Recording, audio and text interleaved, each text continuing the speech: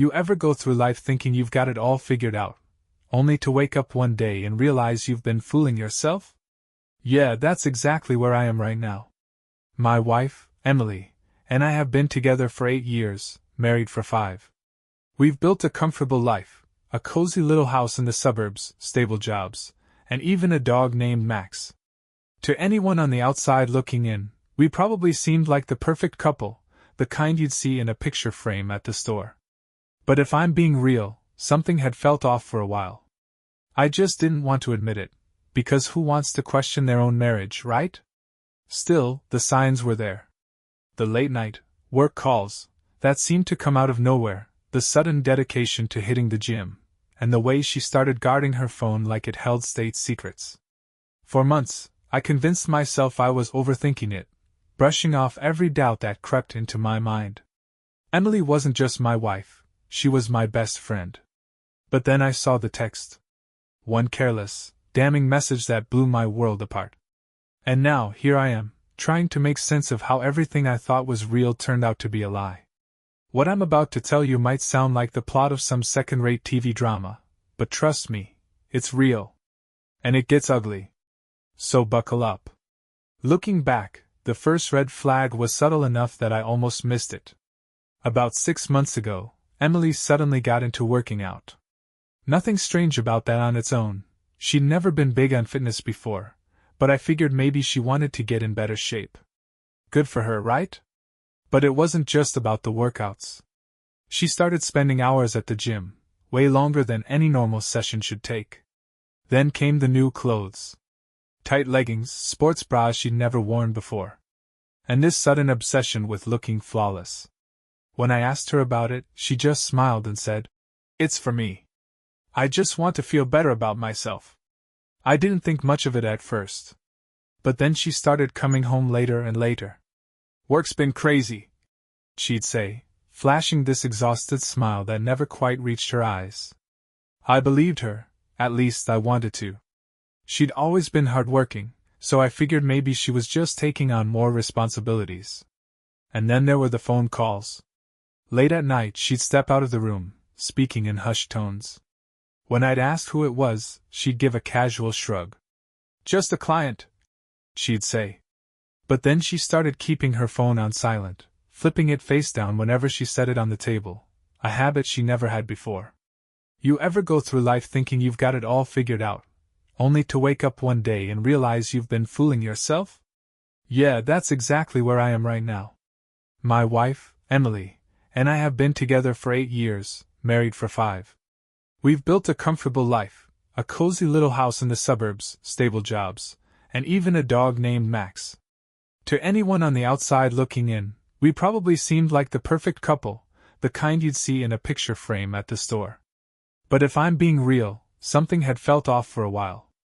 I just didn't want to admit it, because who wants to question their own marriage, right? Still, the signs were there. The late-night work calls that seemed to come out of nowhere, the sudden dedication to hitting the gym, and the way she started guarding her phone like it held state secrets. For months, I convinced myself I was overthinking it, brushing off every doubt that crept into my mind. Emily wasn't just my wife, she was my best friend. But then I saw the text. One careless, damning message that blew my world apart. And now, here I am, trying to make sense of how everything I thought was real turned out to be a lie. What I'm about to tell you might sound like the plot of some second-rate TV drama, but trust me, it's real. And it gets ugly. So buckle up. Looking back, the first red flag was subtle enough that I almost missed it. About 6 months ago, Emily suddenly got into working out. Nothing strange about that on its own. She'd never been big on fitness before, but I figured maybe she wanted to get in better shape. Good for her, right? But it wasn't just about the workouts. She started spending hours at the gym, way longer than any normal session should take. Then came the new clothes. Tight leggings, sports bras she'd never worn before. And this sudden obsession with looking flawless. When I asked her about it, she just smiled and said, "It's for me. I just want to feel better about myself." I didn't think much of it at first. But then she started coming home later and later. "Work's been crazy," she'd say, flashing this exhausted smile that never quite reached her eyes.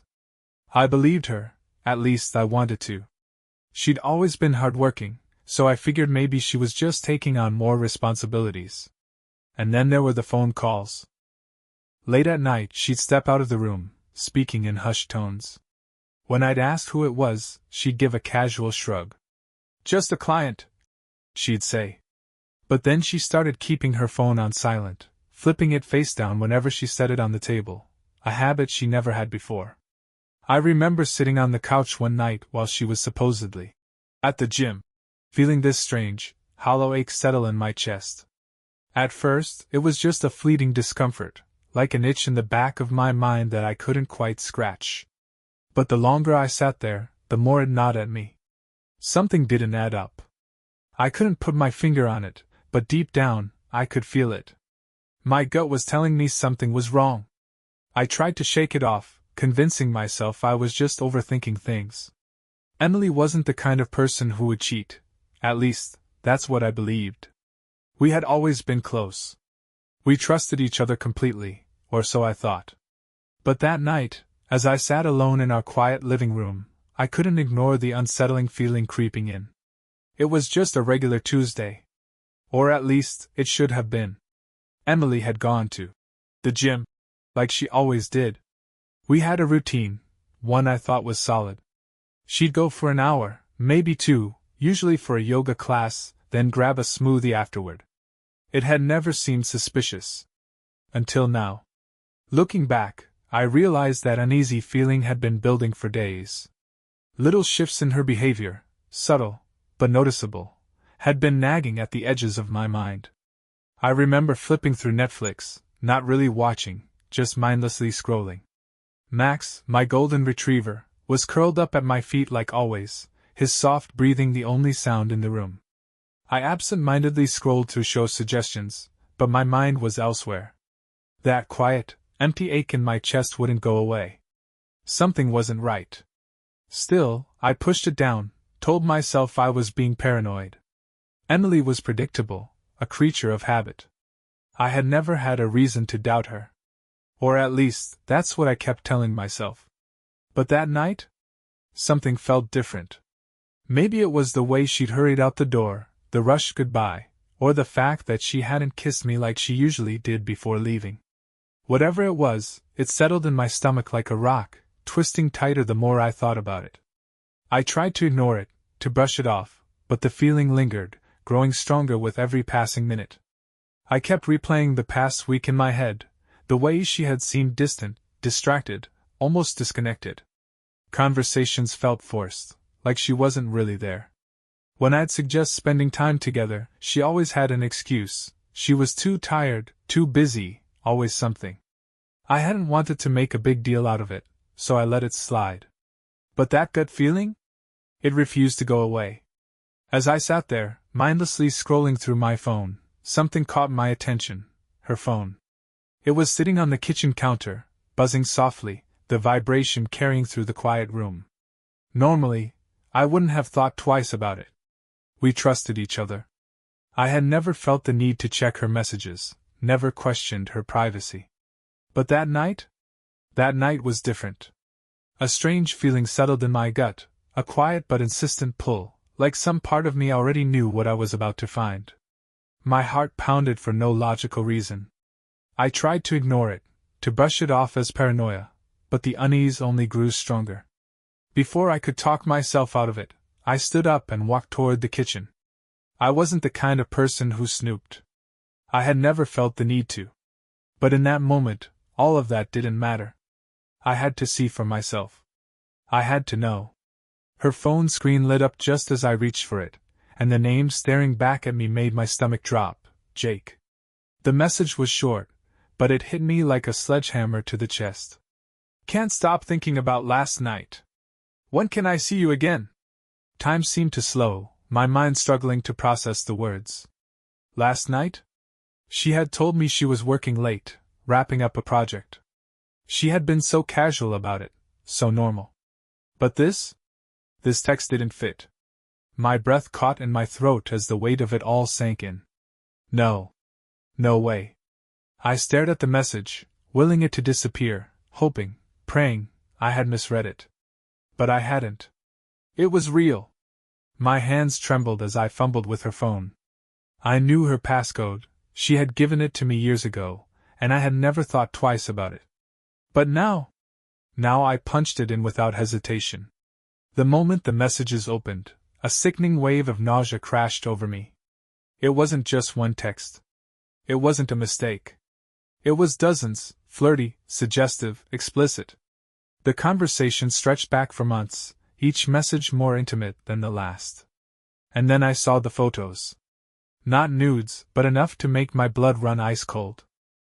She was wearing that new gym outfit, the one she had gushed about, saying it was a treat for herself after all her hard work. But she wasn't smiling the way she smiled at me. No, these smiles were different, sly, playful, full of something I hadn't seen in a long time. Something that wasn't meant for me. My hands shook as I kept scrolling, my heart slamming against my ribs. I wanted to stop. I wanted to throw the phone across the room, smash it into 1,000 pieces. But I couldn't. I had to see. I had to know. Even if it destroyed me. Jake. A name I didn't even recognize. I had no idea who he was, how long this had been going on, or if it was some fleeting thing. But I knew enough. The text said it all, more than enough, and the pictures only confirmed what my gut had been screaming at me for weeks. I sank into a chair at the kitchen table, the phone still clutched in my hands. The air felt thick, suffocating, like I couldn't get a full breath. Everything around me, the walls, the furniture, the life I thought I knew, felt distant, like I was watching it all from the outside, a spectator to my own unraveling world. A part of me wanted to lose it. To scream. To call her right now and demand an explanation. But I didn't. I couldn't. She wasn't home yet. She was still at the gym, or wherever the hell she really was with Jake. My thoughts were a chaotic mess, emotions crashing into each other so fast I couldn't keep up. My stomach churned, nausea creeping up my throat. I didn't know what to do. One part of me wanted to call her, to force her to come home and face me. Another part just wanted to disappear, to walk out that door and never look back. But I wasn't ready for that. Not yet. So, for the next hour, I just sat there. Motionless. Staring at the phone like it might somehow explain why. Everything I thought I knew, about my wife, my marriage, my life, was unraveling in front of me, and I had no idea how to put it back together. But the longer I sat there, the more one thing became clear. I needed to know everything. If I was going to confront her, I needed the full picture. No doubts. No second-guessing. So I kept digging. I went through her messages, her emails, even her social media DMs. And what I found? It wasn't just one rabbit hole, it was an entire underground web of lies. The texts with Jake weren't just playful or flirty, they were explicit. They talked about their nights together, about meeting up at his apartment, about how amazing the chemistry was. And the worst part? The word she used. You make me feel alive again. I've never felt this way before. Those words sliced through me deeper than I expected. She had never said things like that to me. Not in years. Maybe not ever. And then there was the timeline. That was what really broke me. While I was home cooking dinner, walking Max, planning our anniversary trip, she was sneaking off to be with him. And Jake? He wasn't just some random guy. No, he was a coworker. That was the real punch to the gut. All those late nights at work, they had nothing to do with deadlines or meetings. They were about him. I found receipts. Uber rides to places she never mentioned. Hotel bookings for client meetings. Little details that, on their own, wouldn't have meant much. But together? They painted a picture I couldn't ignore anymore. And then, as if nothing had happened, she walked through the door that night, sweaty, smiling, acting like everything was normal. I almost lost it right there. My heart pounded, my hands trembled, every fiber of my being screaming to call her out, to make her face what she had done. But I held back. I needed a plan. If I let anger take over now, If I exploded without thinking, I'd never get the answers I needed. And I needed all of them. Instead, I just said, "How was the gym?" She looked me straight in the eye and, without missing a beat, said, "Good. Same as usual." The ease with which she lied made my stomach churn. She didn't hesitate. Didn't flinch. Just fed me a casual, effortless lie like it was second nature. Like she hadn't just spent the night with another man. I couldn't believe this was my reality. That night I didn't sleep. I just lay there, staring at the ceiling, my mind racing in circles. How was I going to confront her? What would she say? And what the hell was going to happen when I finally did? The confrontation. It happened the next evening. I couldn't hold it in anymore. Every time I looked at her, all I could think about were those texts, those pictures, her double life. She was sitting on the couch, casually scrolling through her phone, completely oblivious. Meanwhile, my heart was pounding so hard I thought it might break through my chest. I couldn't wait any longer. I just blurted it out. "Emily, who's Jake?" Her reaction was almost comical, like a deer caught in headlights. Her hand froze mid-scroll, and for a second, she just stared at me, wide-eyed. Then, just as quickly, she recovered. "What are you talking about?" she asked, feigning confusion like it was second nature. I pulled out my phone, opened the screenshots I'd taken the night before, and held it up for her to see. "This. I'm talking about this. The texts, the photos, the late nights with your coworker. Care to explain?" Her face went pale. For a split second, I thought she might actually tell the truth. But instead, she doubled down. "It's not what it looks like," she said, her voice shaky but still defensive. "Jake is just a friend. We were joking around, it's nothing serious." I almost laughed. "Nothing serious?" My voice rose, the anger bubbling up, threatening to spill over. "So, joking around now involves sexting, meeting up at hotels, and telling someone you've never felt this way before? Do you think I'm an idiot?" And just like that, the tears started. Classic deflection. She broke down sobbing, shaking her head, mumbling things like, "I didn't mean for it to happen," and, "I was lonely, okay? You've been so distant lately." Distant? That was her excuse? I couldn't believe what I was hearing. "Don't you dare try to pin this on me," I snapped. "I've been here every damn day, trying to make this marriage work, while you've been sneaking around behind my back."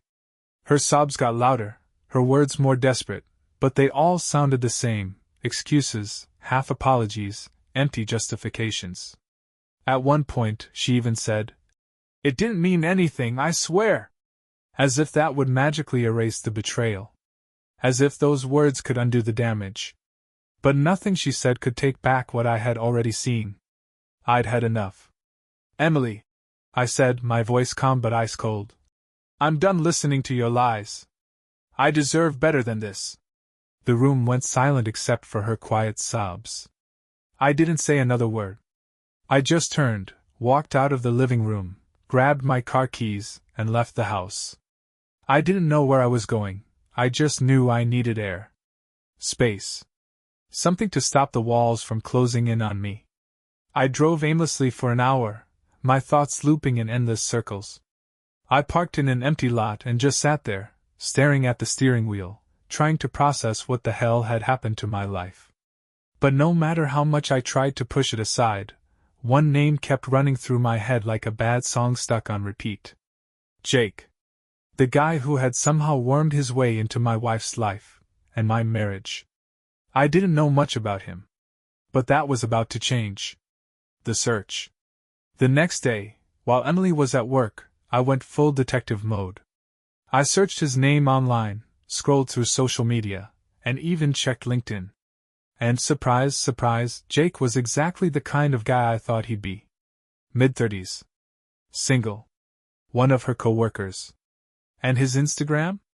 A goldmine of cringe.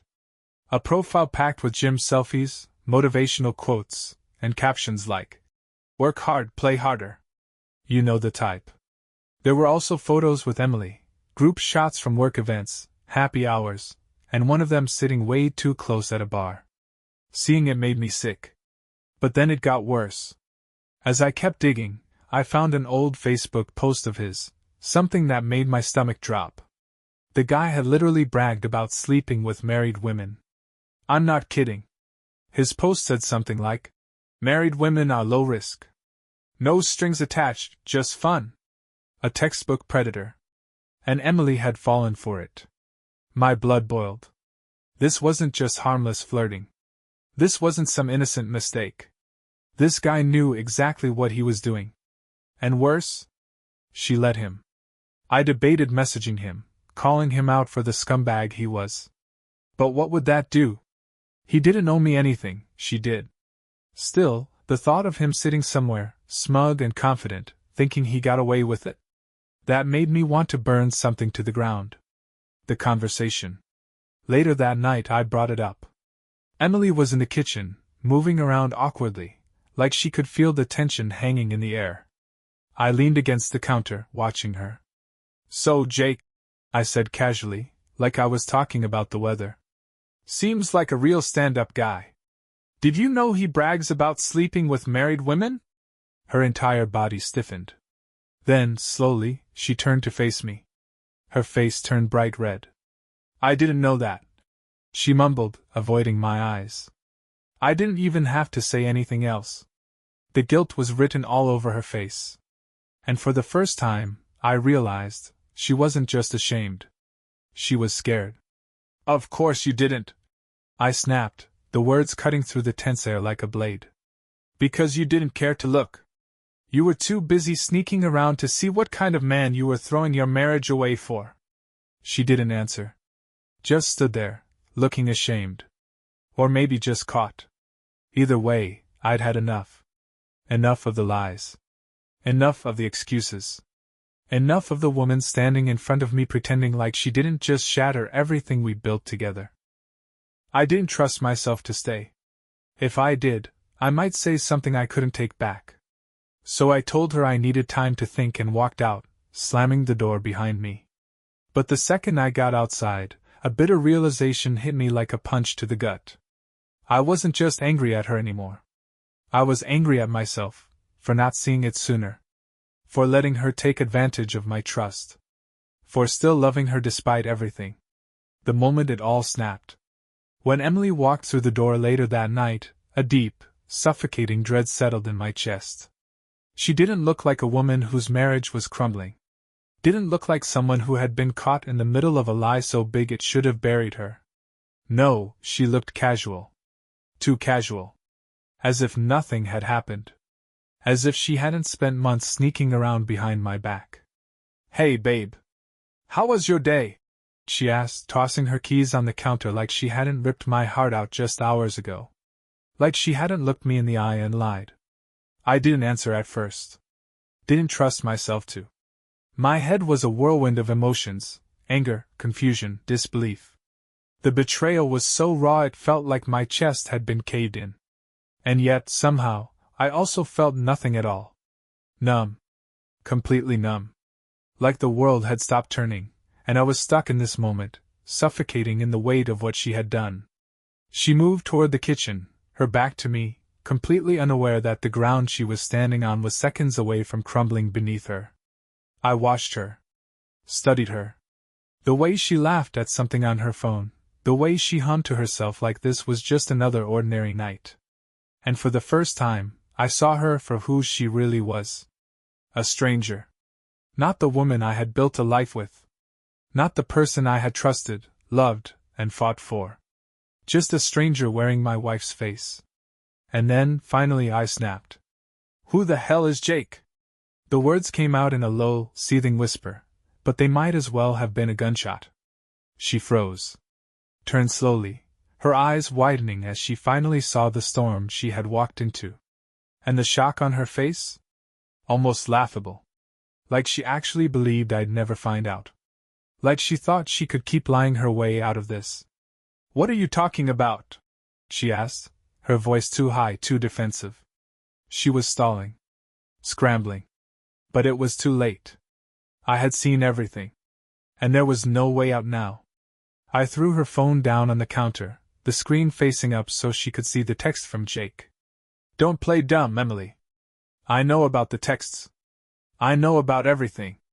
Her eyes flickered to the screen, and for a split second I saw it, a flash of guilt, then anger, then something else entirely. A storm of emotions I couldn't even begin to unravel. But just as quickly as it came, it was gone, buried beneath that practiced, calm mask she always wore when she wanted to stay in control. "Look, I can explain." My stomach twisted. A bitter laugh almost escaped, but I swallowed it down. "Explain? Explain what? That you've been lying to me for months? That while I was sitting here thinking everything was fine, you were out sneaking around?" The words were spilling out faster now, hot and sharp, fueled by the storm raging inside me. Emily took a step back, her hands tightening into small fists like she was bracing herself. "It's not what you think," she said, her voice shaking slightly. "It was a mistake. I didn't mean for it to get this far. I was feeling neglected, okay? You were always so busy, so distant. I didn't know what else to do." Neglected. The word hit like a gut punch. I felt my breath hitch, my heart lurching in my chest as I tried to process what she had just said. This wasn't just a mistake. This wasn't one bad decision. This was months of deception. Months of her choosing someone else over me. And the worst part? She was trying to justify it. I let out a slow, unsteady breath, fighting to keep my voice steady. "So what? You couldn't come to me? You couldn't just talk to me like a damn adult?" I shook my head, my voice cracking as the pain clawed its way up my throat. "No.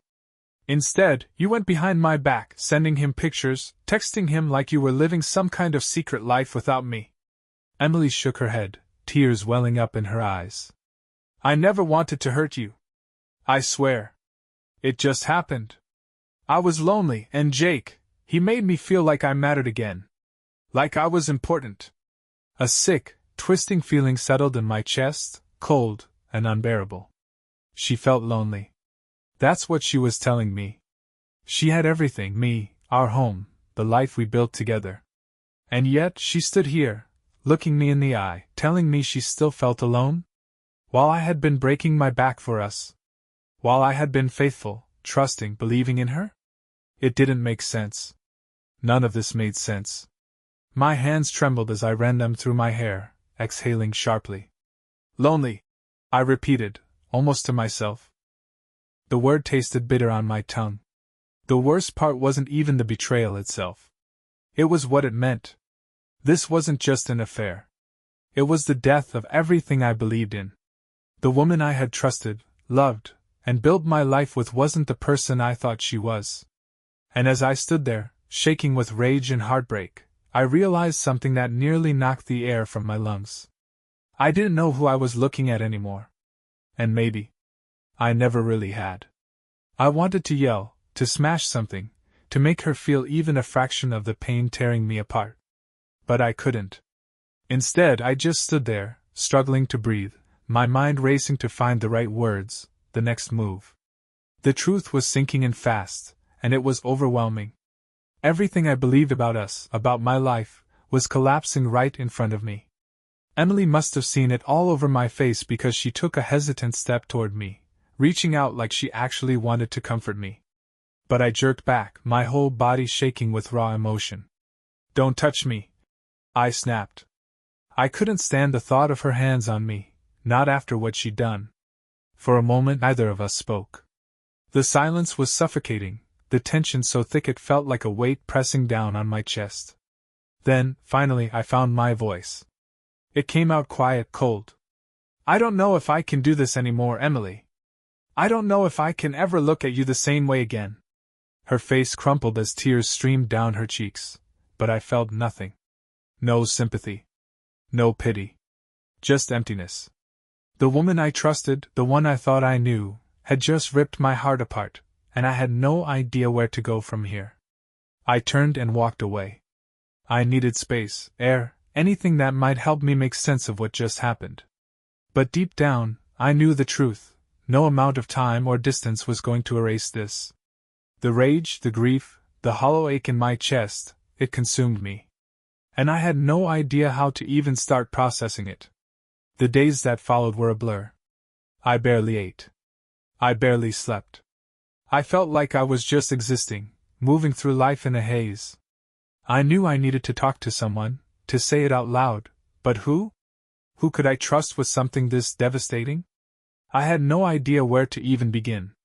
Meanwhile, Emily kept up the act, pretending nothing had changed, like I hadn't just uncovered her betrayal.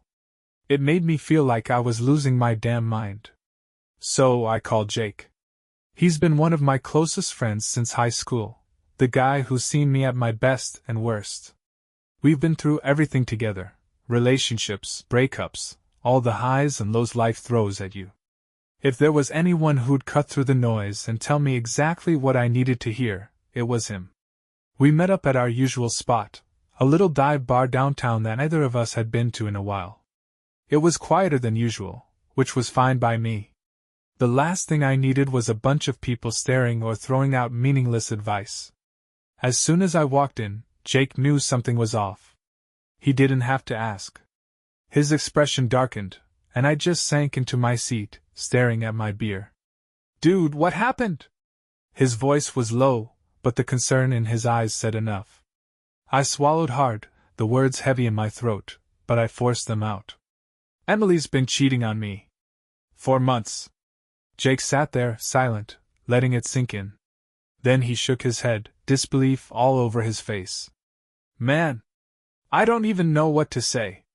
I mean, I know you guys had your ups and downs, but this? Damn." I slid my phone across the table and let him see the texts, the photos, everything. He didn't speak for a long time, just scrolled through the messages, his expression tightening with every second. That same quiet anger I felt was mirrored in his face. Finally, he looked up, his voice heavy with sympathy. "I'm so sorry, man. This is messed up." But what he said next blindsided me. "You know, I saw her with Jake a few weeks ago." My stomach dropped. My grip tightened around my beer. Jake hesitated, then continued, his tone careful but firm. "I didn't know what was going on, but I saw them at that coffee shop on Pine Street. They were sitting close. Laughing. Talking. It wasn't just friendly. It felt off. At the time, I figured maybe I was reading too much into it, but now?" He let out a slow breath. "Now it makes sense." The room spun. My best friend had seen them together, and I'd been so caught up in trusting Emily, so blind, that I missed all the signs. My gut had been screaming at me for weeks, maybe months, but I brushed it off. And now? Now, I was standing face to face with the truth. "I didn't say anything because, well, I didn't know for sure," Jake admitted. "But looking back, I wish I had." A part of me wanted to lash out, to tell him he should have said something anyway. But deep down, I knew this wasn't on him. Jake was my friend, not a mind reader. And the truth was, even if he had warned me, I probably wouldn't have listened. I didn't want to believe it. That's a lot," I muttered, my chest tightening. The pain had settled into something deeper now, a sharp, suffocating weight pressing down on me. I forced myself to take a breath, but it didn't help. Nothing would. "I don't know what to do next, man," I admitted, my voice heavy with frustration. "Part of me wants to confront her right now, but I don't even know where to start. I just feel lost." Jake sat in silence for a moment before leaning forward, his expression serious. "Look, you've got a choice to make. You either face her and get the truth, or you let this eat you alive. But whatever you do, don't let this break you. Take care of yourself first. Don't lose who you are in the middle of all this." It wasn't the pep talk I expected, but it was exactly what I needed. I'd been so consumed by Emily and her betrayal that I completely forgot about myself. I couldn't let her choices define me. Over the next few days, I reached out to a few more close friends. Every single one of them reacted the same way, shocked, angry on my behalf. And they all told me the same thing: "You don't deserve this." They were right. I had given Emily everything, my trust, my love, and she had tossed it aside like it meant nothing. But hearing their support, seeing how much they cared, helped me clear my head. Still, no matter how many times people told me I deserved better, I couldn't shake the doubt. I kept replaying Jake's words, kept thinking about how easily she had hidden it.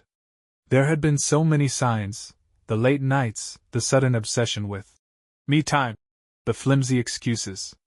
I hadn't been blind. I had just been too willing to believe that everything was fine. And then, just when I thought I had uncovered it all, I found more. A few days after meeting with Jake, I was tidying up around the house when I reached into Emily's coat pocket and pulled out a receipt.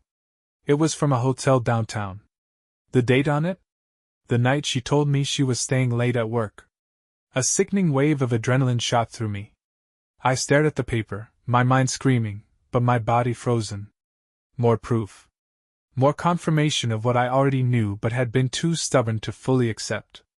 At that moment, I realized there was no more denying it. No more excuses. No more lies I could tell myself to soften the blow. I had to face the reality of what Emily had done. And more importantly, I had to figure out what came next. The first step would be the hardest, confronting her, demanding the truth. But I couldn't put it off any longer. No matter how much it hurt, I needed to hear it from her. My friends had been right. This wasn't about getting revenge or making her suffer. This was about reclaiming my life. And that started with looking her in the eyes and forcing her to say the words out loud. The night I finally confronted her, everything felt surreal, like I was standing outside my own body, watching my life unravel in front of me. It had been days since I found the texts, the pictures, the hotel receipt. Days of racing thoughts, sleepless nights, endless questions. I was angry. I was devastated. I was confused. But more than anything, I was exhausted. I had spent so much time trying to make sense of it all, trying to understand why she did it, what went wrong. But now I was done searching for answers. I was about to get them. It was a Saturday night, and she was home earlier than expected. I knew she'd planned to hit the gym, but instead she walked through the door just after dinner. Whether it was guilt weighing on her or just the realization that she'd finally been caught, I wasn't sure, but something was off. She didn't move like she normally did. There was a stiffness in her shoulders, an uneasiness in the way she avoided my eyes. My stomach twisted as I watched her drop her gym bag by the door and head straight for the kitchen without so much as a hello. I sat on the couch, eyes locked on the TV screen, but I wasn't actually watching. My hands were clenched into fists, my thoughts running in circles as I tried to brace myself for what was coming. I had to do this. But was I ready?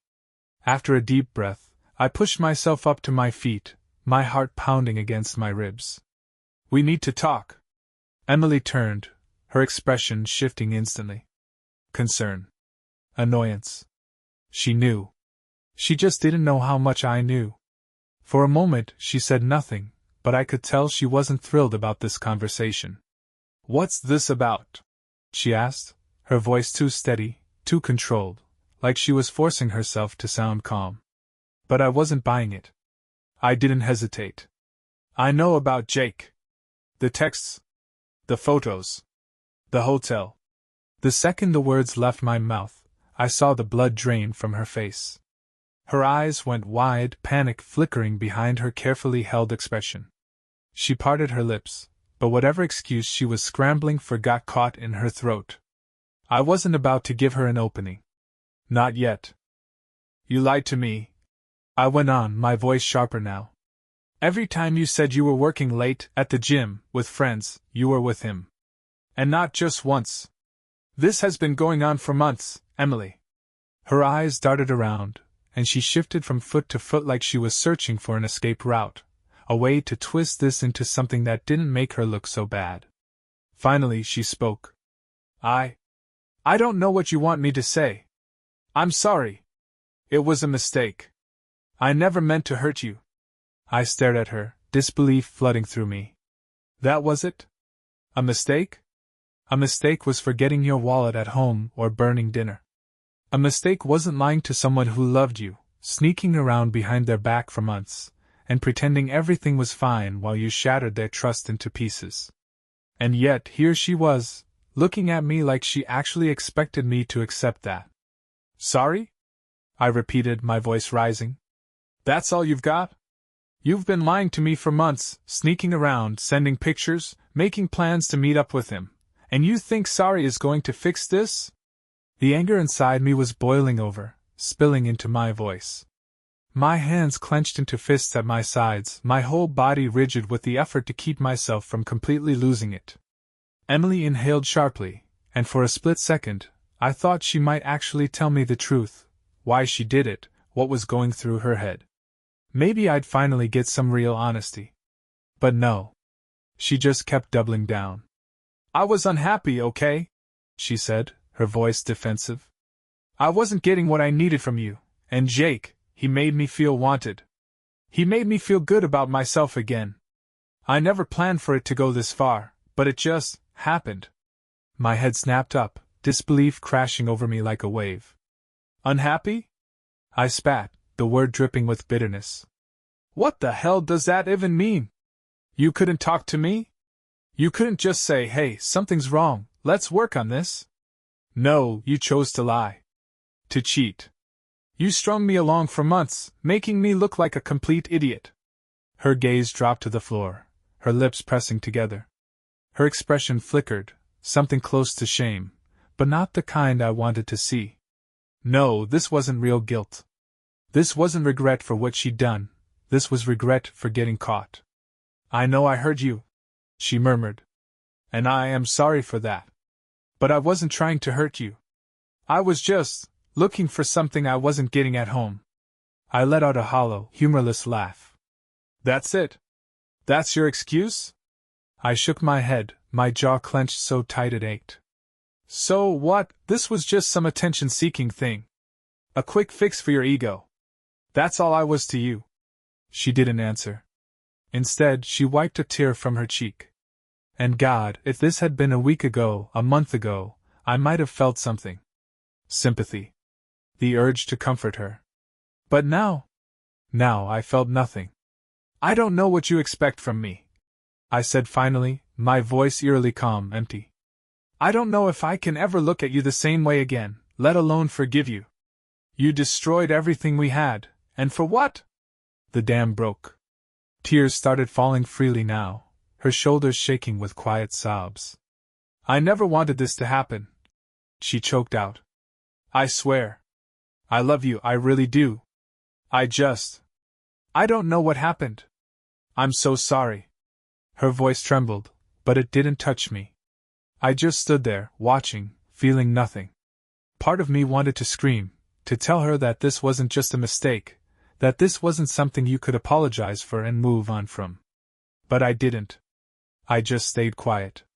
I exhaled sharply, forcing myself to steady my voice. When I finally spoke, my words came out calm, but firm, more final than I had expected. I don't think I can do this anymore. Emily's breath hitched, her eyes widening. You've broken my trust, I continued. And honestly, I don't know if I'll ever get it back. I need space. I need time to figure out if I can even forgive you. Her face crumpled as if I had physically struck her, but I felt no guilt. I wasn't going to soften this blow, wasn't going to backpedal just to make her feel better. Because the truth was, I didn't know if forgiveness was even possible. The damage was too deep, too raw, and her apologies felt hollow. Like she was just saying what she thought I wanted to hear. But I wasn't buying it anymore. And in the end, none of it mattered. It's been a few months since the divorce was finalized, and I can honestly say I'm in a much better place now than I was back then. It wasn't a smooth road, there were days when it felt like I was back at square one, drowning in the weight of it all. But through the pain, I found something unexpected: strength. At first, I started small. I picked up hobbies I had neglected for years, reading, hiking, even teaching myself how to cook more than just the basics. I wanted to reconnect with the version of me that existed before all of this. The version that wasn't defined by someone else's choices. Therapy helped too. I won't pretend it was some magical fix, but it gave me the space to unpack everything I had buried deep inside, the doubts, the anger, the self-blame. And little by little, I started seeing things more clearly. One of the hardest realizations? I had lost myself in that relationship. I had been so busy trying to hold everything together, trying to be exactly what Emily needed, that I forgot to ask myself what I needed. What I wanted. And the more I looked back, the more I saw it. How much of myself I had sacrificed to keep something alive that was already dying. As for Emily, I won't lie. Letting go of the anger wasn't easy. There were days I wanted to scream at her, to call her up and remind her of exactly what she had done. But I realized something. Holding on to that rage was only keeping me stuck. So I let it go. Not for her. For me. And now? I've started dating again. Slowly. Carefully. I'm not rushing into anything, just meeting new people, having fun, seeing where things go. The idea of diving back into something serious feels overwhelming, and that's okay. I don't need someone to replace Emily. I just want someone who respects me the way I deserve. But if I'm being completely honest, there are still days when it stings. The betrayal. The lies. The love I gave to someone who didn't deserve it. I'm healing, but the scars? They'll always be there. And that's okay. They're a part of me now, but they don't define me. To anyone going through something like this, take your time. It's okay to be angry. It's okay to grieve. It's okay to feel lost and not know what comes next. But don't let someone else's betrayal dictate your future. You're stronger than you think. And one day, you will find peace. You will rebuild yourself. And when you do, you'll be better than before. You have to be. Looking back on everything that happened, I still can't fully wrap my head around how I ended up here. Some days it all feels like a bad dream, like I'm still trying to wake up from a nightmare that lasted too long. But as time passes, I've been able to reflect on the lessons I've learned, the parts of myself I've rediscovered, and the future I'm working to build. One of the biggest lessons? Trust. Not just in other people, but in myself. I gave Emily my complete trust. I believed in us. But what I didn't realize at the time was that I was so focused on trusting her that I forgot to trust myself. I ignored my own instincts. I pushed down my own needs. I wasn't paying attention to the warning signs because I was too busy trying to hold everything together. Now, I'm learning to listen to my gut again. To recognize when something feels off and not brush it aside. Another thing I've learned? Boundaries matter. I let Emily cross so many lines, emotionally, physically, even mentally. I thought love meant sacrificing, forgiving, and tolerating everything, no matter what. But I get it now. Real love isn't about bending until you break. It's about mutual respect. Boundaries aren't walls meant to push people away. They're safeguards that keep relationships healthy. Without them, you're not protecting love, you're leaving yourself wide open to be hurt. And I won't let that happen again. And the hardest lesson of all? You can't change someone who doesn't want to change. Emily's lies, her affair, her excuses, they were her choices. Not mistakes. Not accidents. Choices. And no amount of love, effort, or sacrifice on my part could have made her a better person or a better partner. That's a truth I had to accept, no matter how much it hurt. It wasn't my fault. Her actions weren't a reflection of me, they were a reflection of her. As for where I'm headed? I'm taking it one step at a time. No rushing into something serious, but I'm not shutting myself off either. The road ahead is long, but for the first time in a while, I'm actually looking forward to it. I'm doing things that make me happy. I'm surrounding myself with people who lift me up, who remind me of the person I used to be, before all of this. I still don't know what the future holds. Maybe I'll meet someone who makes me believe in love again. Maybe I won't. But for the first time in a long time, that uncertainty doesn't scare me. Being alone doesn't scare me. Because I've learned to love myself again. And after everything, that's something I never thought would be possible. So if you're out there, struggling with betrayal or heartbreak, hear me when I say this, you will heal. Not today. Not tomorrow. But little by little, piece by piece, you will. And when you do, you'll come out of this stronger. Wiser. More aware of what you deserve. Don't let someone else's betrayal make you forget your worth. They don't define you. What defines you is how you rise. And trust me, you will rise.